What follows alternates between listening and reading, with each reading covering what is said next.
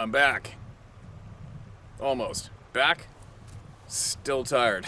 Not rested up yet, and I'm sure that'll come eventually. It's pretty cold. Pretty cold up here right now still.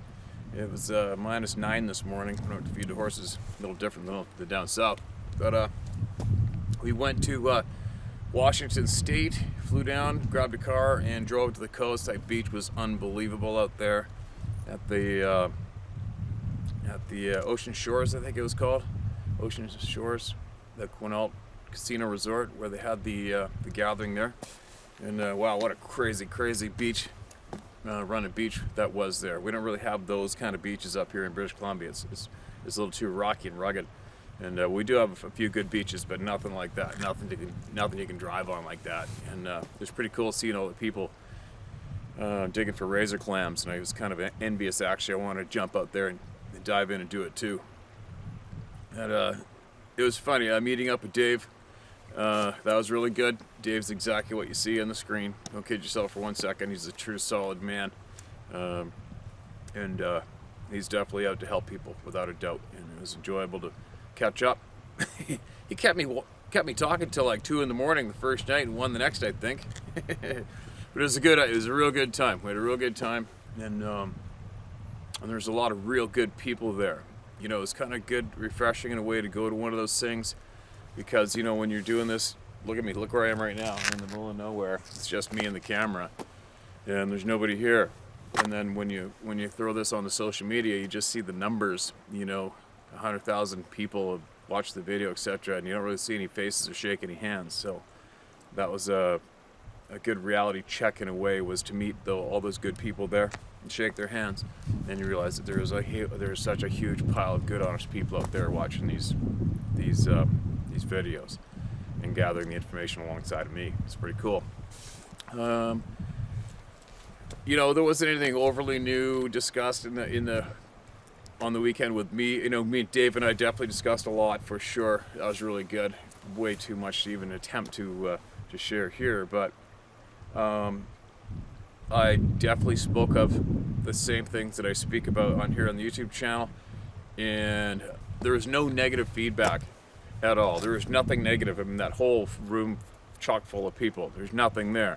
Everybody was supportive, friendly, kind, helping each other, helpful, and it was really, really good. And you know, afterwards we're sitting behind the table there with Dave and his partner Angie and Sarah, and helping people get books. We're signing autographs and stuff. And it's funny, this one particular person came up to me and said, "Hey man, I'm actually a Washington State BFRO investigator." And I'm like, "Oh yeah?" And I'm thinking, you know, obviously right away you're gonna think, "Oh, here we go." And the guy said, he goes, "Thank you so much for coming, and every single thing that you and Dave said is right bang on. Everything you said, thank you very much." Shook my hand and walked away. There you go. That's pretty cool. That's one little mention I thought I'd share. And there's going to be a lot more good coming than just this. Okay, you guys? There's a lot of hard work going into some other projects, and there's going to be a lot more good coming from this. And the project's actually just increased. You know, there's the one item being created for everyone, but we also are working on something else that's going to be new and never done before, which is going to help a lot of people and share a lot of information. It's going to be something that has never ever been done before, and it's going to be pretty freaking cool. And I'll share more details later, of course, as usual. And it's funny on that, you're not sharing details. It's funny when once you get a little more deeper into all this, you realize that there basically isn't anybody when it comes to these topics who does willingly share everything publicly. I don't think I've come across one person that doesn't have something to somewhat hold back or say, you know, don't mention this, but, or I don't ever say this to anybody, but, and it's pretty amazing. You know, it's pretty amazing. Even the most bravest people that I know still will hold back potentially information or encounters or stories or facts that they feel are probably just a little too much for all of you or the rest of the world to take in. It is what it is. I am 100% confident everything will be out eventually, and not too far away though. There's no way it can't, right? It has to come to a head, it has to come out, and it is, and it will. And What else? Any other mentions? Nothing bad at all. You know, it's funny. I've been getting a handful of people have been emailing me about so-and-so researchers complaining about me, saying I'm attacking all researchers. And I made a mention on this online. I'm just going to make it quick, so it's going to be a big rant, but just to help you people out, every single time that I've mentioned anything about researchers, I have said, not all of them. Okay? You can go back in all of my videos and listen to them again. And in every single video, if I've mentioned lunatic researchers or crazy researchers or researchers chasing their tails and not making a difference, I always say not all of them. Okay? So if you are watching this video right now and you happen to be one of those butthurt, offended culture members / researchers and lashing out at me, well, this is how very challenged you are emotionally. You offered up yourself to be lumped in that category on your own, not me. Okay? Figure it out. Amazing when I point out a handful of people being absolutely irrational, ridiculous, and doing a bunch of very silly things when it comes to this topic, and they go to automatically lumping themselves into that category and acting like I am attacking them intentionally, when they did have the option to be part of the other side of the street, which is not all of them. So that's kind of comical when you see it go down, right? I mean, if I actually offend you in any way, there's probably something wrong with you, if you listen to my words clearly. Anyway, moving along. What am I doing now? Sun's going down, and I'm gonna get back to sharing some experiences with you guys, and as well, I made a little announcement on the internet the other day, informing everyone that there's definitely a book coming out. It's not going to be the first one either. I've got a few books I've been working on slowly and thumbing around with for years now. It's just time, right? Like, I'm definitely going to be throwing down a blacktail hunter book, hopefully this year. But one book that I do really need to get out for everybody, to support everybody, is going to be a pile of encounters emailed into me, are going to be thrown into book form to share with the world. And those are items of proof for the world. Whether or not you trust people, whether or not you automatically go to calling people of your community liars, that's up to you, and that's how your brain operates, and there's nothing we can do about it. But I can guarantee you that every single encounter, I obviously can't say every single one of them, but a very, very, very high percentage of all the experiences emailed to me are proof for our community and for all of us. And I'm going to share it all. All right? Anyway, moving along. Let's get into an encounter, and there's a photograph to go with it. All right? You ready? Here we go. Oops. Hi, Steve. My friend was missing chickens. Thought it was a raccoon, but this is what he found behind his chicken house. Less than a mile from Costco's store in Smoky Point near Everett, Washington. It's real because I've had many encounters with these. My friend is now freaked out. I was hunting with my walker hounds one night, and my dogs were on a scent, so I sat down on a log to wait and hear which way they were going, and all of a sudden I heard a branch break, and it was my dogs laying behind me shaking. I thought, what the hell is this? My dogs would fight a bear. When I heard voices talking, I am 5 miles from the nearest house on a moonlit night, 2 a.m. I had no flashlight and just sitting there. Next thing, I saw 4 of these. 2 males, 10 to 12 feet tall, 1 female, 8 feet tall, and the child about 5 to 6 feet tall. The young one was walking in front of the 3 that were walking side by side. They got about 30 feet from me, and the tallest one stopped, lifted his head, and took a big sniff of air, and they all stopped and pinned me. I was so scared I was going to die that night. The largest one took a step toward me, and the one next to the female grabbed his shoulder and spoke in its ear, saying something to it. I think it saw my rifle. They veered off into the brush. I do believe it was my gun that saved my life. Otherwise, I think I'd be dead now, because I got the drop on them. I have had several encounters in Washington State hunting. One in Oregon bass fishing, where the huge rock was thrown at my boat off a cliff right before dark. And one time in Idaho bass fishing at night, there were 2 of them calling each other, one each side of the lake we were fishing. Last year, my son and I were hunting in Oroville at my brother's property along the Canadian border, and I put apples in a tree about 10 feet high and set up a trail camera night before opening day of deer season. Next morning, they were gone. I looked up the tree, and son says, "What's this?" Holy. All right, sometimes the grammar on these can be challenging. There's no periods and no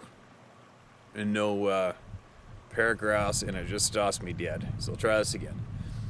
Last year, my son and I were hunting in Oroville at my brother's property along the Canadian border, and I put out apples in a tree about 10 feet high and set up a trail camera night before opening day of deer season. Next morning, they were gone. I, looking up the tree, and son says, "What's this? A circle 2 feet around, 1 inch wide of deer hair." Freaked us out.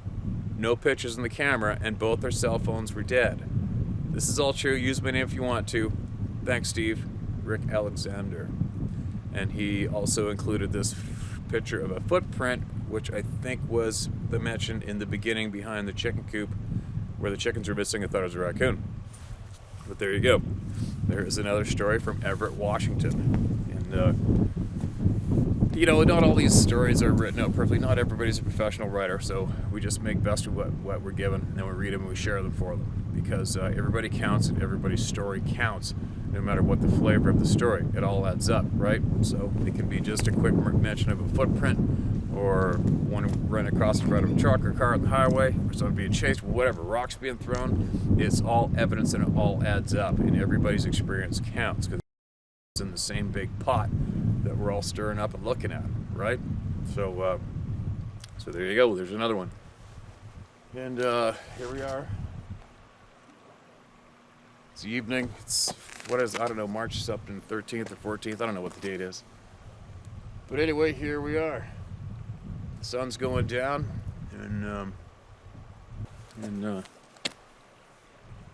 maybe I will read one more while I'm here. We'll see what we got. We're running out of sunlight, but I gotta get caught up and get some of these things done.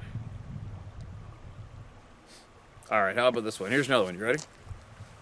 My encounter. When I was 13, I had an encounter that I'll never forget. I grew up in the country and have hunted everything possible in my area. I was in the woods every chance I could get all year round. Here's what happened. My parents' neighbor has hundreds of forest acreage. My brother and I was friends with his son. We hunted his father's land constantly. The neighbor's son and my brother asked if we could build a log cabin in the backwoods. The father said, no problem. So about 5 of us teenagers built a small cabin several miles back in the woods. It was roughly about 12 to 15 feet with a tin roof and a temporary plywood door that was too small because there was about an 8-inch gap in the top of it. If we weren't in school, we stayed in that cabin all year round, hunting and being kids, having fun. The cabin wasn't finished by any means, but it was pretty good for kids building it. Between the logs, we hadn't chinked it, but we used a rolled up feed bags to close in the gaps until we could chink it properly. Inside the cabin, northeast corner, we had in the corner of a bunk bed, and next to it had a bed that hung from the north wall. West wall was a table. The south wall was a door in the center of the wall. The southeast corner was a small wood stove, and in the rafters was one skinny plywood plank bed. One night my brother, the neighbor, and some city friends and I stayed in the cabin. We had played penny poker until about 1 a.m., and we decided it was time to bunk out. My brother and me decided to share a bunk because we didn't have enough bunks. The city boys was on top of the bunk and one in the rafter bed. The neighbor was in a wall bunk. About 30 minutes after we bunked down, something started hitting the northeast corner of the cabin. That's the corner the bunk bed is in. It sounded like an axe chopping at the logs. It didn't scare us at first because we constantly had people show up and stay in the cabin. We thought one of our friends had showed up and was trying to scare us. And yes, people would show up late at night. They'd come up after work. Anyway, my brother hollered out to whoever it was and asked who it was. He got no reply other than the chopping kept going on. He and the neighbor followed up, but whoever is out there needs to tell us who it is because we have guns, and if you don't reply, you can get shot. No reply again. So they signaled me to chamber my pump shotgun, which I did. It was done to get the point across to whoever it was. No reply, just chop, chop, chop. At that time, we became scared. Who's not afraid of a shotgun? We started asking each other if we knew of any of our friends that said they was going to come up. We came to no one that we knew of. My brother hollered out to whoever it was he was going to shoot it if they didn't answer in the count of 3. He stuck his rifle barrel between the logs on that corner and counted. After 3, he fired 1 shot. No answer, and the chopping stopped. We listened for maybe 30 minutes or so in silence and heard nothing, so we decided to go back to sleep. Not long after the chopping started again, at that time, we became upset and threatened to fire again. My brother stuck his rifle back out and fired several shots after counting to 3. This time, he heard something for sure. It started walking along the north wall, going west, and then down the west wall, heading to the south end of the cabin where the door was. When we heard the first steps, we became very scared. It was very heavy steps, and it was 2 steps, not 4-legged. When it turned the corner and went south toward the door end of the cabin, we all jumped from our beds and loaded our guns. And what I see next still can see in my mind to this day. It leaned over from the west side of the door and looked through the 8-inch gap at the top of the door. All of us paused for maybe 3 seconds and then began firing at the door. The door seemed to disappear almost. It was riddled. And when everybody was reloading, it apparently moved to the east side of the cabin and it smashed down the tin roof.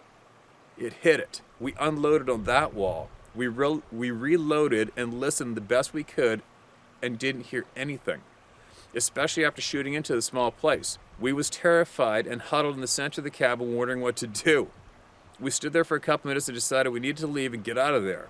Only problem is that we only had 1 4-wheeler with us and 2 of us walked up to the cabin. We couldn't get all of us on the 1 4-wheeler. We voted, and me and my brother was to go out, jump on it, and ride like a bat out of hell back to the neighbor's house and get his father to come and get the other 2.